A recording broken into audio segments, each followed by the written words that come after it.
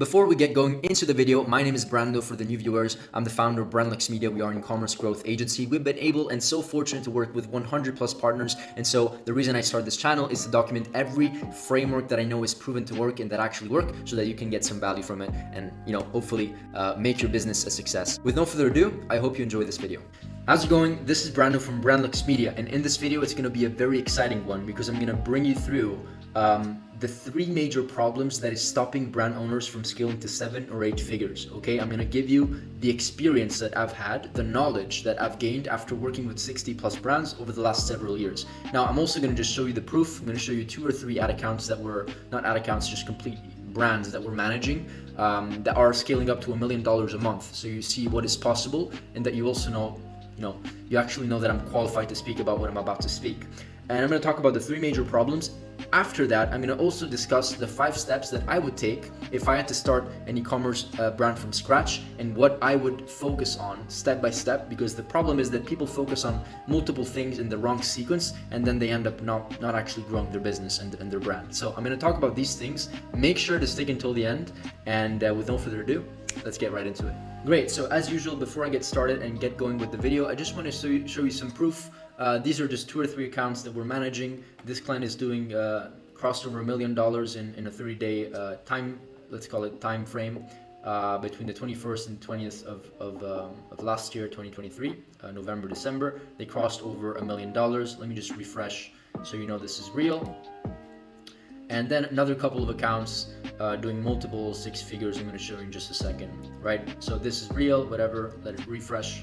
And this is another account. Let's just do last 30 days. They've crossed over $400,000. This is actually a relatively new client. We've onboarded recently, but these are also the types of clients that we're working with. And here's a slightly smaller client. Last 30 days, 160,000. Let's see how much they were doing in December.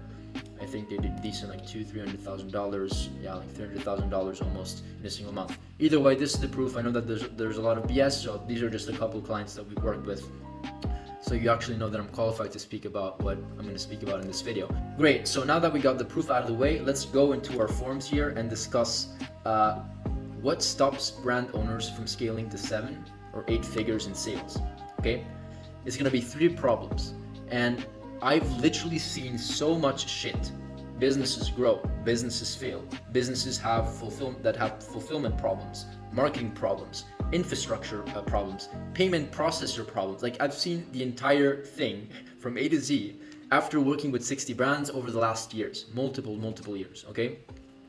And this is what I've noticed. The first problem is giving too much importance on marketing before giving importance on the product. And essentially the business never becomes profitable, right? So you can be the best marketing genius in the world, right? But if you focus and put all of your marketing efforts in a product that has no product market fit, there's literally no demand for that product. It's a shitty product, maybe, right? Maybe it doesn't have the perceived value, right? There's just no product market fit. It actually does not make sense to spend all of your time going all in on this product and focus on the marketing. So this is one of the first problems that I've noticed. People get really emotionally attached to the product and they just don't move on, and they spend way more than what they should spend on, right? And this is the first thing that I've noticed. The second problem, right, is giving very little importance on post-purchase activities like fulfillment and customer support. Once the marketing is figured out, and what happens here? The business breaks. We've actually had this happen multiple times. It probably happened over a dozen times at this point, where we figure out the marketing, but then we always tell the client, make sure that your fulfillment is regulated, is on point, you have customer support. We scale, right? After we told them that, we scale, and then we have to descale, and they refund a bunch of customers, and they have payment processor issues, because the problem is that if you don't provide value to your customer, if you don't have customer support, if you receive chargebacks and refunds, what's going to happen? PayPal is gonna hold like 20-40% of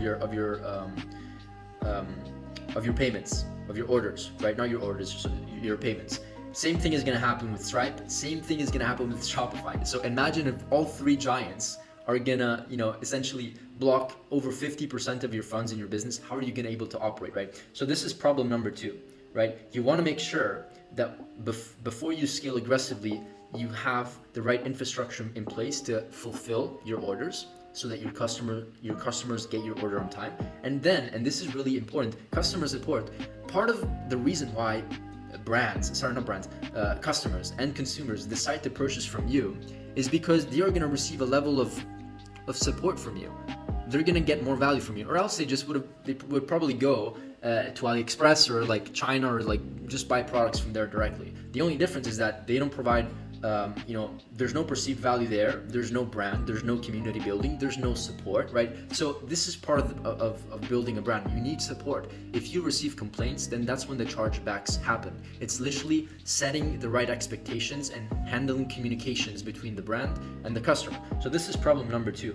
And the business breaks, right? Problem number 3, and this is the last one, is giving very little importance on optimizing product development, launching new products, building recurring models, subscription recurring models, community building, and overall just increasing the lifetime value of a customer. This is probably like the last step, the last problem, which is why it's problem number 3, right? If you don't have problem 1 or 2, you can probably get to like 7 figures, to be honest with you, but like problem number 3 is where you cannot probably scale past multiple like 8, 9, 10, 15, 20, 30 million dollars a year, right, in sales. This is the skill that I'm talking about, is when you don't focus on optimizing your LTV. Because what's going to happen as you spend more is that your advertising costs are going to increase, right? Your competition is going to increase, right?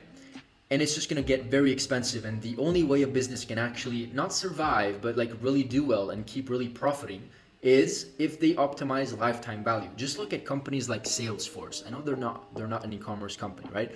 But Salesforce is the exact representation and example of a company that optimized for LTV so much that they're willing to spend hundreds, for sure, even maybe thousands of dollars to acquire each customer, even if they're on a free trial. Because they know that eventually the average customer sticks with them for 3.5 years, 5 years, whatever the number may be, and spend $100, $200, $300, $500 a month, right?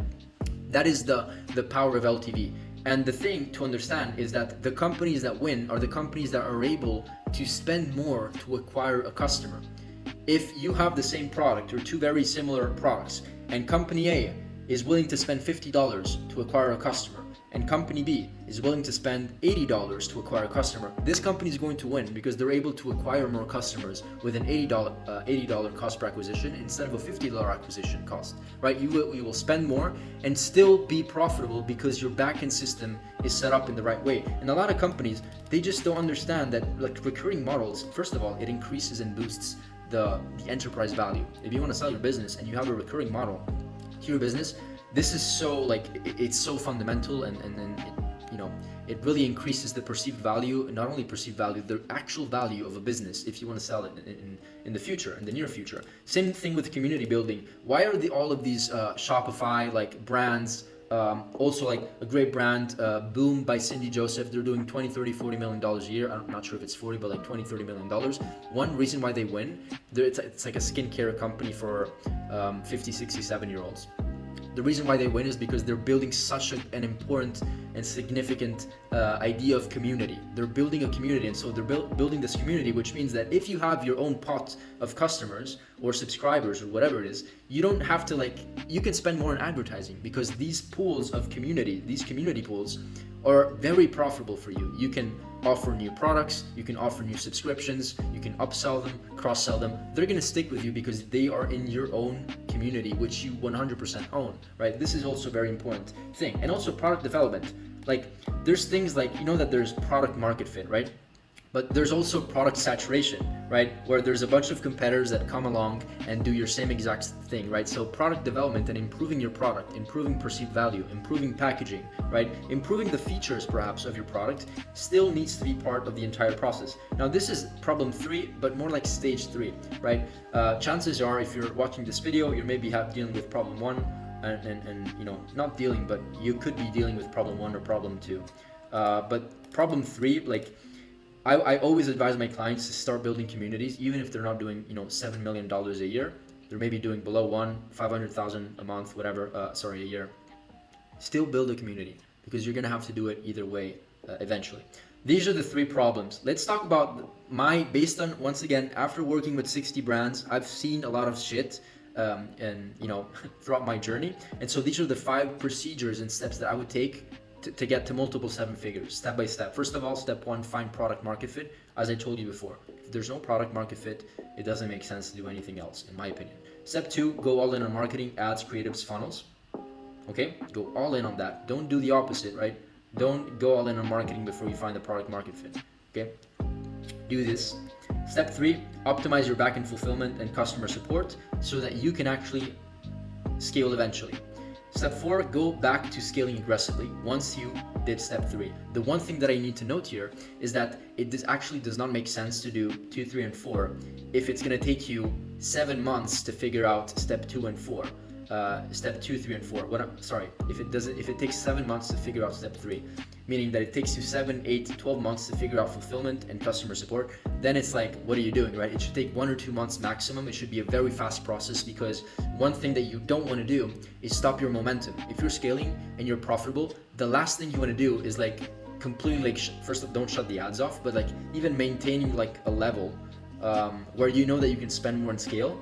It's not really healthy for the business. So you want to make sure that it's a fast process and you can do it in 1 or 2 months maximum, and then you can go back and scaling aggressively. And step 5, as I mentioned above, focus on LTV, optimizing LTV, recurring models, community building, new products, product development, and all that stuff. And as I say here, the businesses that win are the businesses that are able to spend the most to acquire each customer and still be extremely profitable. So I know that I touched a couple of points here. It wasn't too much of a long video. Let me know what your thoughts are. If you're dealing with problem 1, 2, or 3, if you're dealing with other problems, also I have a community of people, Ecom Premium. You can subscribe. It's $50 a month, literally, and I give you access to all my frameworks, my time, my team's time, all of the resources, strategies. If you need help and you want to pay $50 for essentially a mentor or to have the right guidance, you can just sign up. I left the link right below. But other than that, let me know if you have any questions on the YouTube channel, and I will be able to get back to you pretty fast. All right, with no further ado, I'm done, and see you in the next video. Bye. On a side note, before I end it off here, if you actually own an e-commerce business and you want your business and your brand to be audited, we can just hop on a call, hop on a free strategy session with myself or one of my team members, and we can pretty much have a conversation about your roadmap towards next year and how perhaps you can reach your goals. The conversation is very laid back. It's honestly just to understand if there's an opportunity for us to do even business together one day. Okay? With no further ado, thank you once again, and who knows, maybe see you in the next masterclass.